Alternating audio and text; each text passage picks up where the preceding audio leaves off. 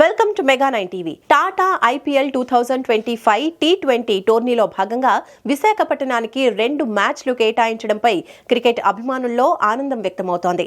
మార్చి 2న Delhi Capitals Lucknow Super Giants match, అలాగే మార్చి 30న Delhi Capitals Sunrisers Hyderabad మ్యాచ్లకు విశాఖ వేదిక కానున్నట్టు ఆదివారం షెడ్యూల్ ప్రకటించారు. దీంతో నిర్వాహకులు పనుల్లో నిమగ్నమయ్యారు. దీనిపై క్రికెట్ అసోసియేషన్ సభ్యులు వెంకటేష్ తో మా Uttarandhra incharge Durga Prasad face to face. సుదీర్ఘ విరామం తర్వాత విశాఖలో ఐపీఎల్ మ్యాచ్ ఆడేందుకు విశాఖ అయితే సిద్ధమని చెప్పుకోవచ్చు. మార్చి 24, 30 తేదీలో 2 మ్యాచ్లు విశాఖ వేదిక అయినట్టు షెడ్యూల్ ఖరారు చేసింది. దీని నేపథ్యంలో అక్కడ ఉన్న క్రీడాకారులు అభిమానులు అయితే ఆనందం వ్యక్తం చేస్తున్నారు. అదేవిధంగా మరోవైపు క్రీడాకారులు కూడా ఏసీఏకి వీసీఏ కూడా కృతజ్ఞతలు తెలుపుతున్న పరిస్థితి కనిపిస్తుంది. మరోవైపు ఈ షెడ్యూల్ సంబంధించి కానీ క్రీడాకారులు ప్రధానంగా ఎవరు రాబోతారో అది తెలుసుకుని ప్రయత్నం చేద్దాం. మనతో పాటు ఈ విషయం సంబంధించి వెంకటేష్ గారు ఉన్నారు. సార్ చెప్పండి, వెంకటేష్ గారు, ఏదైతే ఐపీఎల్ షెడ్యూల్ రిలీజ్ అయింది, ప్రధానంగా క్రీడాకారులు ఎవరు రాబోతున్నారు? క్రీడాకారులు అయితే ఇప్పుడు మీకు తెలిసిన ఐపీఎల్లోని ఇప్పుడు ఢిల్లీ క్యాపిటల్స్ కానీ, లేకపోతే అటు సైడ్ లక్నో కానీ, లేకపోతే అక్కడ మన ఎస్ఆర్హెచ్లో ఫర్ ఎగ్జాంపుల్ మన తెలుగు కుర్రోడు, వైజాగ్ కుర్రోడు నితీష్ కుమార్ రెడ్డి ఆడుతున్నాడు కాబట్టి ఆ మ్యాచ్ సండే 30వ తారీఖుని ఉన్నది కాబట్టి సో వైజాగ్ ప్రజలందరూ చాలా హ్యాపీగా ఫీల్ అవుతున్నారు. ఎందుకంటే చాలా మళ్ళీ వైజాగ్లోని లోకల్ గాయ్ నితీష్ కుమార్ యొక్క పెర్ఫార్మెన్స్ చూడబోతున్నారు. సో వైజాగ్లోని ఐపీఎల్ రావడం అనేది చాలా సంతోషకర విషయం. లాస్ట్ ఇయర్ కూడా 2 మ్యాచ్లు వచ్చాయి. ఒకటి చెన్నై, ఒకటి 2 కలకత్తా నైట్ రైడర్స్. యాక్చువల్లీ ఇది ఢిల్లీ క్యాపిటల్ యొక్క హోమ్ గ్రౌండ్ కింద భావించారు, గ్రౌండ్ కింద తీసుకున్నారు కాబట్టి ఈ 2 మ్యాచ్లు కూడా రంజుగా ఉంటాయి. అలాగే వైజాగ్ వాసులు అందరూ కూడా మళ్ళీ ఐపీఎల్ అంతా ఫుల్ ఎంజాయ్ చేస్తారని మేము అనుకుంటున్నాం. అలాగే ఏంటంటే పెద్ద క్రీడాకారులు అందరూ తెలుసు, ఇప్పుడు వైజాగ్లో ఇప్పుడు ఇంటర్నేషనల్ మ్యాచ్లు జరుగుతుంటాయి. బట్ ఐపీఎల్ అనేది డిఫరెంట్, ఏంటంటే ఆ యొక్క స్టైల్ అనేది డిఫరెంట్ ఉంటుంది కాబట్టి వైజాగ్లో చాలా మంది అందరూ పండగలాగా చేసుకుంటారనేసి మేము ఆశిస్తున్నాం. ఈ ఐపీఎల్ ఎంతోమంది యంగ్స్టర్స్కి వేదిక అయింది. అంతర్జాతీయ స్థాయిలో పర్ఫార్మెన్స్ చూపించుకోవడం కూడా వారికి ఎంతోమంది లైఫ్ స్టైల్ కూడా మారిన పరిస్థితి. ఉదాహరణ మన నితీష్ కుమార్ చెప్పచ్చు. సో ఈ ఐపీఎల్ ఇట్లాంటి యంగ్స్టర్స్కి ఏ విధంగా ఉపయోగపడుతుంది అనుకుంటున్నారు? ఫర్ ఎగ్జాంపుల్ తీసుకుందాం, ఆంధ్ర నుంచి ఇప్పుడు రంజీ ట్రోఫీ ఆడుతున్న 5 క్రీడాకారులు ఇప్పుడు మన ఐపీఎల్కి ఆడుతున్నారు. అంటే ఆలోచించుకుని ఆంధ్ర నుంచి కూడా ఇప్పుడు అలాగే నితీష్ కుమార్ రెడ్డి యాక్చువల్లీ చెప్పండి ఎస్ఆర్హెచ్కి ఆడిన తర్వాత మ్యాచ్లోనే అతన్ని మళ్ళీ ఇండియా టీంలోకి తీసుకోవడం జరిగింది. ఐపీఎల్ అనేది ఒక ప్లాట్ఫామ్, అక్కడ కానీ మంచి పర్ఫామ్ చేస్తే ఇండియా టీంలోకి వెళ్ళడానికి ఛాన్సెస్ ఎక్కువ ఉన్నాయి కాబట్టి అందరూ కూడా ఐపీఎల్ మీద చాలా ఎక్కువ ఇంట్రెస్ట్ చూపెడతారు. మన యంగ్ క్రికెటర్స్ అందరూ కూడా ఏంటంటే ఐపీఎల్లోని మనం పెర్ఫామ్ చేస్తే ఇండియా టీంకి ఆడొచ్చు అనేసి ఒక ఐడియా మీద వాళ్ళందరికీ మంచి ప్లాట్ఫామ్, ఇది అందరూ కూడా బాగా ఆడతారని మేము ఆశిస్తున్నాం. స్టేడియం ఏర్పాట్లు ఏ విధంగా ఉండబోతున్నాయి? ఓవరాల్గా గ్యాలరీలు కానీ లేకపోతే వచ్చిన ఆడియన్స్ కానీ ఎటువంటి ఏర్పాట్లు చేయబోతుంది? ఎస్, మొత్తం అంతా స్టేడియం అంతా మీరు ఒకసారి వెళ్ళి చూస్తే మీకు తెలుస్తుంది. ఎందుకంటే స్టేడియం అంతా మొత్తం మారుస్తున్నారు. ఈ కొత్త అసోసియేషన్, కొత్త బాడీ వచ్చింది కూడా మొత్తం క్రికెట్ మీద చాలా ఇంట్రెస్ట్ పే చేస్తున్నారు.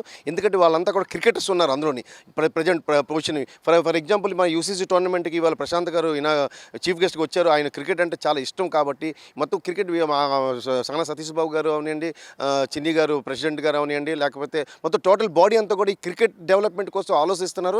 కంప్లీట్ స్టేడియం అంతా కూడా మొత్తం ముస్తాబు చేస్తున్నారు. చాలా ఎన్ని అంటూ గ్యాలరీస్ కానీ, కార్పొరేట్ బాక్సెస్ ఇవన్నీ కూడా ఐపీఎల్కి సిద్ధం చేస్తున్నారు. ఎందుకంటే ఐపీఎల్కేం కాదు, మన వైజాగ్ స్టేడియం అనేది డెవలప్మెంట్ కోసం ఆలోచిస్తున్నారు. వాళ్ళు ఏంటంటే క్రికెట్ కోసం ఏదో మనం చెయ్యాలి అని ఒక తాతాలు ఆడుతున్నారు. అది చాలా మాకు వైజాగ్ వాసులకి సంతోషదాయకం. ఇప్పుడు మనం ప్రధానంగా చూస్తే ఇటీవలే అండర్-19 ఉమెన్ వరల్డ్ కప్ కూడా గెలిచింది జరిగింది. అండర్-19లో వరుసగా 2 టైమ్స్ మన ఇండియా గెలిచింది. సో అమ్మాయిలు కూడా చాలా ఆసక్తిగా కనబడుతున్నారు. సో అట్లాంటి వాటి కోసం ఏసీ ఏ విధంగా కృషి అయిపోతుంది? ఎస్, ఆల్రెడీ ఏసీఆ అనేది ఒక విమెన్స్ టీమ్ ఉన్నది. చాలా ప్రతి ఇయర్ కూడా బీసీసీ టోర్నమెంట్లో క్వాలిఫై అవుతుంది, నాకౌట్స్ క్వాలిఫై అవుతుంది, క్వార్టర్ ఫైనల్ అయింది. లాస్ట్ టైం అండర్-19 గర్ల్స్ వచ్చి ఫైనల్స్లో ఓడిపోయారు, ఫైనల్స్కి వెళ్ళింది. సో అమ్మాయిలను కూడా మనం తీసుకోవడానికి లేదు, ఎందుకంటే అమ్మాయిలు కూడా చాలా బాగా ఆడుతున్నారు. మన ఆంధ్ర నుంచి వైజాగ్ అమ్మాయి ఫర్ ఎగ్జాంపుల్ శబనం ఉంది. శబనం ఆల్రెడీ వరల్డ్ కప్ ఆడింది. ఇప్పుడు లాస్ట్ ఇయర్ కూడా 19లో వరల్డ్ కప్ పార్ట్ ఉన్నది. ఈసారి కూడా వరల్డ్ కప్లో మంచి పెర్ఫామ్ చేసింది.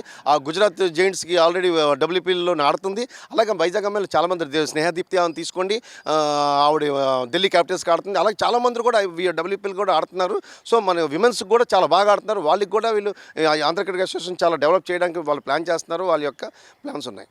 ఫైనల్గా చెప్పండి, వచ్చే వేసవి సీజన్లో అండర్-16, 14లో వాళ్ళు అంటే ఎటువంటి సమ్మర్ క్రికెట్కి సంబంధించి స్పోర్ట్స్ ఎలా క్యాటర్ చేస్తారు? ఎస్, ఇప్పుడు ప్రతి సంవత్సరం ఎవ్రీ ఇయర్ కూడా సమ్మర్ క్యాంప్స్ అన్ని జరుపుతారు. ఎందుకంటే ఒక మినిమం 500 to 400 వస్తే అందులో స్క్రూటినీ చేసిన తర్వాత మా కోచెస్ అందరూ కూడా తీసుకొని మంచి ప్లేయర్ని తీసుకొని ఒక 30 to 60 మెంబర్స్కి ఏంటంటే ఆ 3 months కూడా వాళ్ళకి ప్రాక్టీస్ చేయించి అందులో మంచి ఒక స్టార్స్ని బయటికి తీసుకొచ్చి ఆంధ్ర క్రికెట్ అసోసియేషన్లో మొత్తం వాళ్ళు పర్టికులర్ ప్రాక్టీస్ చేయించి వాళ్ళు ప్లేయర్గా తయారు చేస్తుంటారు. సో సమ్మర్ క్యాంప్స్ కూడా చాలా పనికొస్తాయి. ఎందుకంటే క్రికెట్ అసోసియేషన్ అనేది పర్టికులర్గా వాటి మీద ఫోకస్ చేసింది. క్రికెట్ డెవలప్మెంటే చాలా ఇంపార్టెంట్ ధ్యేయంగా చేస్తున్నారు.